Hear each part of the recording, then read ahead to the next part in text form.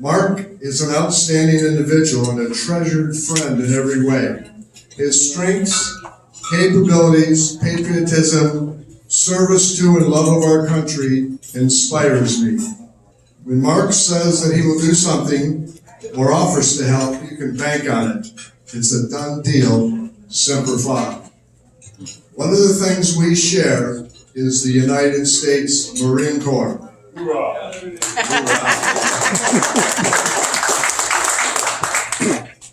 Mark retired from the United States Marine Corps Reserve as a brigadier general. I say that all the time. Mark is a graduate of the United States Naval Academy. He's got two of us covered anyway.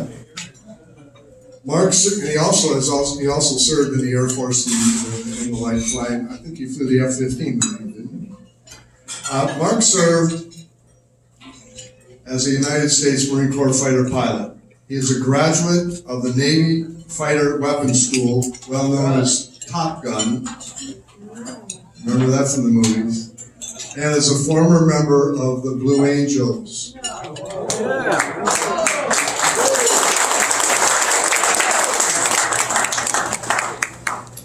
Mark is a veteran of Iraq and Afghanistan. My son, where are you, Travis? He was there probably about the same time you were there. On the ground, he was in the air. As an attorney, Mark's passion is our United States Constitution. Mark is a valued friend, a friend who continues to inspire and challenge me just by knowing him. Mark Bertram.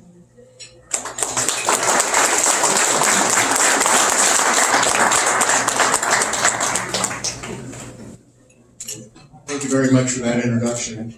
I'll try to live up to it. They say you can always tell a fighter pilot, you just can't tell them much. I'm happy and honored to introduce my friend John Tornga, former mayor of Dunedin. I first met John about 10 years ago with the honor flight, where he was a board member and probably the driving force behind it. And if you're not familiar with the honor flight, the complexity of transporting aging military veterans to Washington, D.C. and back in 24 hours. It has to go smoothly and safely. The details of that endeavor approach planning D-Day in 1944. It's incredible. But what's interesting about John, which I'm sure his friends have already seen, John makes the hardest things look easy. He just has that knack. He's like the swan out there on the lake that's gliding by effortlessly. But don't be fooled. John's a lot like the swan. He's paddling underneath very hard. I hope you'll indulge me for just a couple of minutes, because I would like to brag on John Tornga. I think he's going to make a great mayor of Dunedin.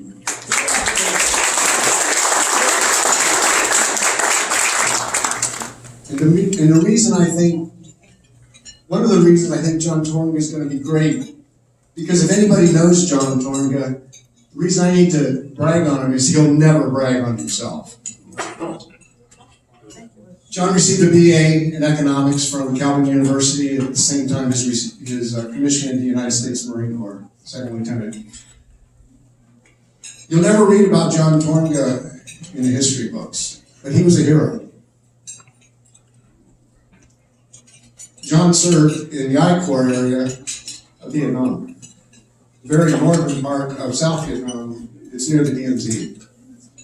You'll never hear John tell you about Hill 37 or Nong Ha or Cam Low or Camp Carroll or the Rock Pile. These are all exposed fire bases, very dangerous places. John served as a company commander, essentially leading young Marine teenagers and 20-somethings that depended on his leadership to accomplish the mission and their very survival. It's an incredible job. When it wasn't popular, John Tornga heard the call of his country to arms. He rode to the sound of the guns. At a time he didn't have to, but that's what John Tornga did, and I think we see that now in what he does for the community. After his active military service in the Marine Corps, John obtained his MBA at Michigan State University, and more importantly, met his wife, Deborah. Within days of his graduation, he's already got a Fortune 100 job with AMF, marketing and sales, and jobs find people as much as people find jobs. And before long, he's international vice president in Austria, subsidiary head company, skis, tennis rackets, for 5 years. And while he's in Austria, his daughter Rory and his son Travis are born.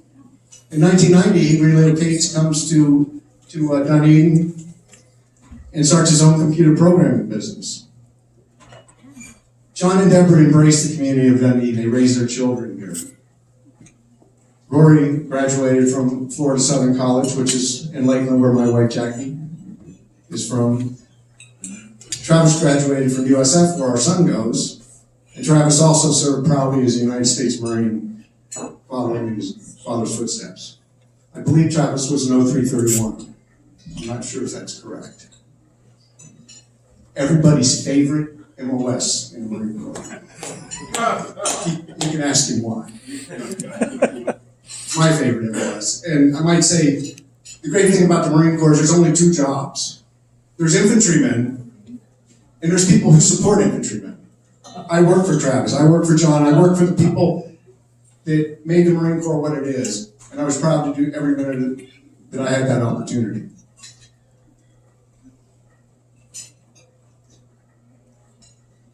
Deborah and Tom, Deborah and John are members of the Dunedin United Methodist Church.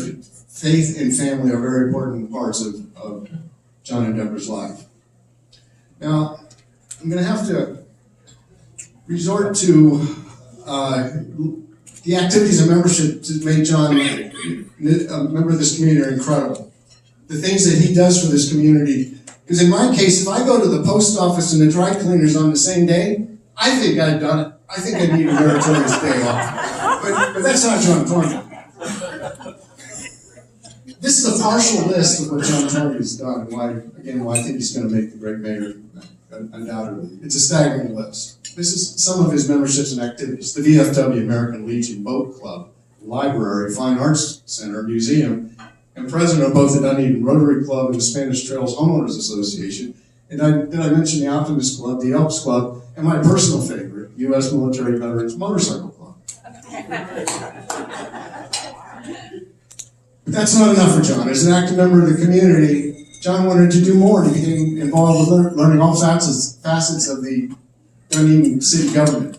John served on various Dunedin city boards, and after almost 25 years in Dunedin, in 2014 he was elected and served two terms as Dunedin commissioner. John also served, and this is a pretty good prequel, to be mayor, vice mayor twice, 2018 and 2023.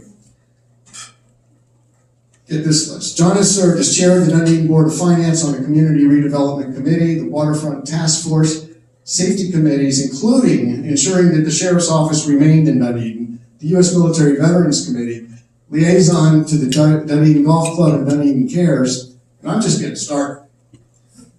He served on important county and regional organizations, Forward Pinellas, Pinellas Planning Council, Tampa Bay Transportation Management Leadership Group, Pinellas Trail Security Task Force, Pinellas Suncoast Transportation Authority. In conclusion, I believe that because of John's experience and commitment to his community, he knows his way around the governmental engine room that drives the city of Dunedin. He's familiar with everything that's there because of his experiences and his service. In an area where public servants and politicians are often drifting away from their accountability and their responsibility with our fiscal requirements, you can count on John to be conservative with the public monies and making sure that the taxes that are paid are as low as are feasible. John has the energy and foresight to see the future problems that will accompany all Florida cities and towns. He's already engaged in issues concerning ocean tides, storm drains, and the threat of water in general. John's entire life journey, his background, his experiences, his qualifications have prepared him for this job. He is ready. It's my distinct honor introduce my friend John Tornga, the next mayor of Dunedin.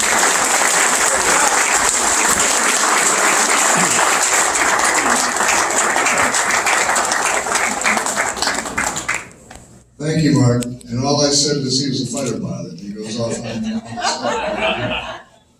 Can you imagine some of the stories you'd hear from him?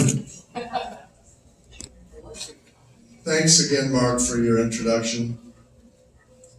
I would like to just tell you a story, and then I'll end up that story, just to give you a better insight of perhaps John Tornga, but a better insight of my relationship then to the city of Dunedin.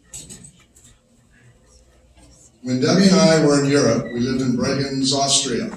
Beautiful city, same number of people as what we have here, located on one of the largest bodies of water in all of Europe, Bodensee, and the background is the Australian Alps. Beautiful place, wonderful place. Our favorite place to visit was just down the road in Italy. And the reason why we like to go down there, it took us about 5 hours, so we would go down there every once in a while for a long weekend. And it was Portofino. If anybody's been to Portofino, everybody loves Portofino. What we loved about Portofino was all of the boats were all together. All together. You'd have a little bitty boat, probably cost $500. There it was sitting right next to these grandiose, great big yachts. And I love that. I love the history of where that was. So Debbie and I said, when we come back to the United States, number one, we're going to move to Florida. We want to be in Florida. And number two, we want to find our forever city. Well, this could take a little while, but I'm going to skip through all of that. And here we were over there in Clearwater Beach, trying to figure out where we wanted to live or where we were going to live. So we took a trip. We took a little road trip up the coast. We were actually heading up to Tarpon Springs, that great Greek village with all that history. And so it started right here, right in front of this marina. When I stopped, I hadn't seen Dunedin yet. And I stopped. Now this was 36 years ago. So the traffic allowed me to do that. I stopped. There was a guy walking by, and I said, "Excuse me, sir, what is that over there?" And I was pointing at the marina and at the boat club. And he said, "That's a marina." I said, "Oh, thank you. Oh yeah, by the way, what's that building behind it?" Which was my initial question. And he said, "That's the Dunedin Boat Club." And I said, "Oh, whoa, wait a minute.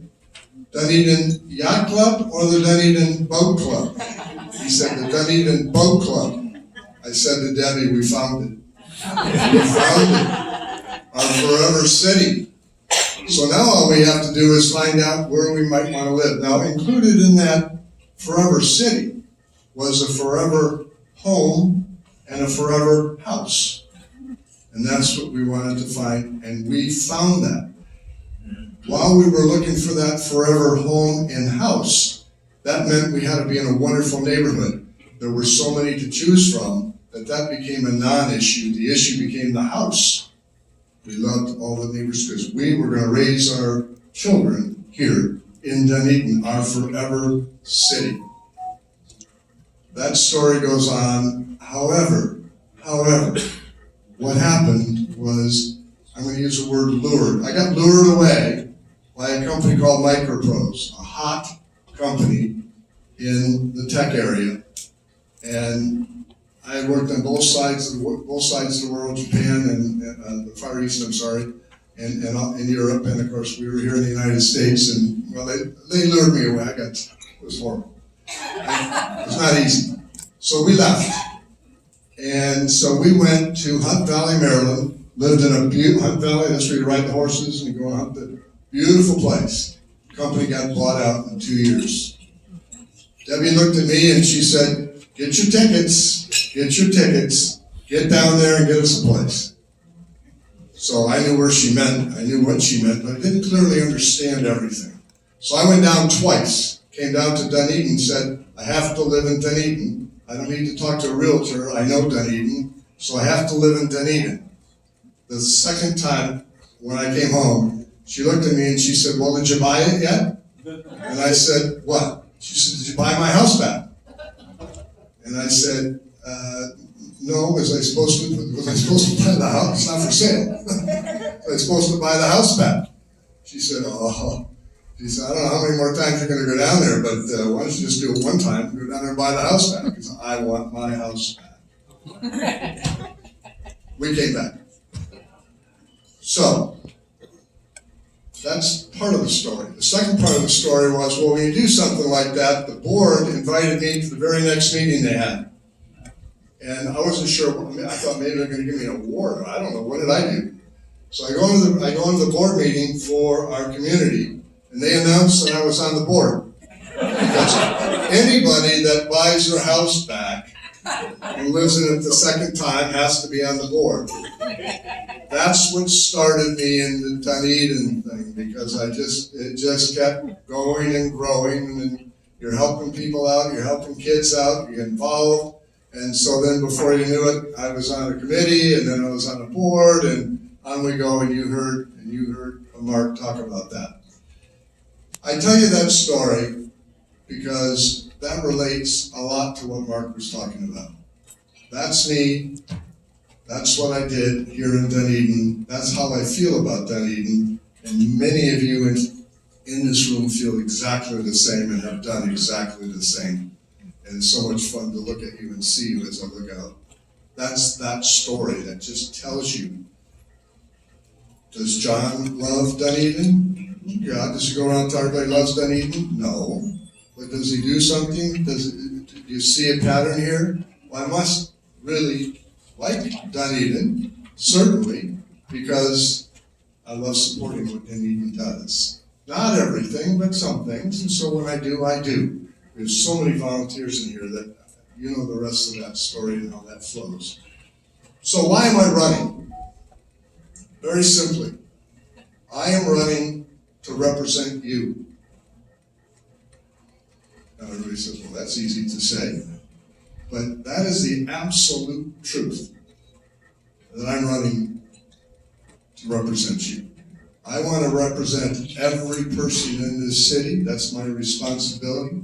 That would be my job as a mayor. That's my job as a commissioner as well, but as a mayor. And we talk about leadership.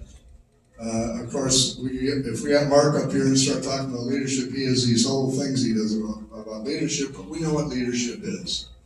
Leadership is, for example, and I carry this around with me, a vision of Dunedin. When we did the waterfront task force, we had to spend 2 whole sessions just so we could get down to what a vision was and how do you develop a vision for a city. Well, the vision is what you want to see it be at some point in time, and what your mission is what you're doing today. But that vision is really important. And I carry this vision around. This is one of my new visions. I have about 5 or 6 tucked away. And this vision simply says, and this is what I would expect to see, and this is what I want to see, and this is what I want to work to. The most efficient and effective government providing services city that exists, providing the requirements of the business and the residents, and working with the community to learn exactly what that community wants and needs. I am not interested in running a city or being involved in a city that does things by taking polls of what's happening. We have too many people here that can help us. We could do anything in this city with just the people here, but imagine with all the people that we know, what we could do in this city. We could put a task force together to probably design a Z-bomb. That was a pretty big deal, but that big deal, we got a whole lot of people together to make something happen. We could do that, and we can do that in the city. I've got this card, and you've seen this card, and someone said today they kind of liked what was on the front. Let me just tell you, and then I'm going to be done. This is just really about transparency. It's really about fiscal responsibility. It's really about safety and security. And it is about making sure that we listen. We have to listen. We have a number of boards and committees in this city. We need to work with those boards and listen better. The boards consist of such fantastic people. The power they have, it's just incredibly awesome. And I mean that. I go to those meetings. I go to a lot of them. I'm not supposed to talk at them theoretically because I don't want to guide or direct them. We need to give them more direction as to what we would like for them to be working on. And they need to tell us more what they would like to work on so that we can support that. I want to make sure that that happens. That's what I call my Dunedin. Now you notice I didn't mention that we're a coastal city. That's why we came here, as a coastal city. I didn't mention some of them. They're here. They're here. We don't even have to reimagine them. They're here. We just have to make sure that we keep our city the way we felt it was, the way we felt it could become, and work in between there, make sure that that happens. We all love Dunedin. We all want to support Dunedin. I will make sure that we do those things. Some of the things I want to collect on here is I want to make sure we do those things, those efficiencies and the like, so that our taxes don't go up. I want to make sure that we do the accounting, that we do zero-based accounting, that we're looking at what should we really pay for a service? We need to really look at that rather than just send you a bill. You get a bill and it went up and, well, that's the way it happened. So that's what I want to see happen for all of us. Not only for us that are here today, but those in the future. So I'm going to go ahead and give this up. I want to thank you for your support very much. I want to thank everybody for being here. There's been a lot of support, and I want to thank you for your vote for Mayor of Dunedin this year. Thank you. Thank you all for coming, and I want to say one more time, who are you going to vote for mayor? Tornga. There you go. Everybody knows. Thank you guys very much. John will be available. Go ahead and ask your questions now because you've got another good time. Thank you all for coming.